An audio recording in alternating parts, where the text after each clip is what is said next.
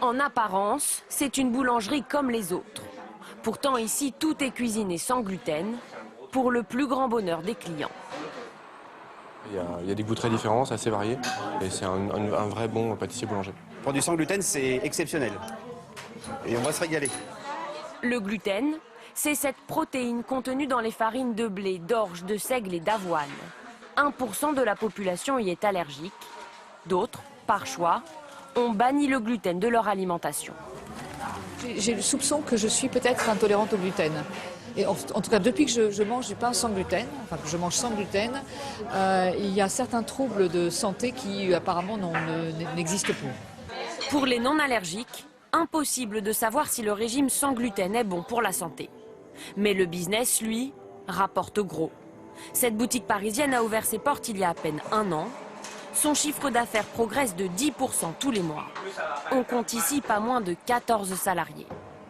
Une réussite, car même sans gluten, on peut élaborer toutes sortes de pâtisseries.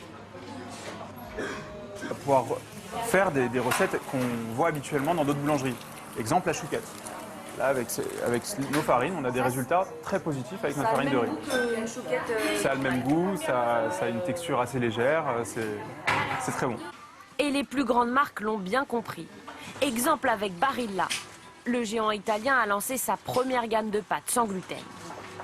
Même chose avec la pizza de chez Pizza Hut aux États-Unis. En grande surface, les rayons sans gluten sont de plus en plus fournis. À l'an dernier, nous avions des produits qui arrivaient jusque-là. Cette année, nous avons rajouté tout un élément de produits sans gluten. Des produits reconnaissables à ce logo. Aujourd'hui en France, il est apposé sur plus de 110 marques. En un an, le chiffre d'affaires des produits sans gluten est passé de 35 millions à 78 millions d'euros. C'est plus du double. Des produits qui se vendent bien, malgré des prix jusqu'à 5 fois plus élevés que les produits classiques. Comptez près de 4 € pour ce paquet de madeleines. Et c'est ici, dans cette usine de Picardie, qu'elles sont fabriquées. Là, vous avez une pâte à madeleine, donc qui de loin peut ressembler à une pâte à madeleine normale, mais bien sûr qui est sans gluten, donc à base de fameuses farines de riz, gomme de goire. Et ce sont ces matières premières qui coûtent cher.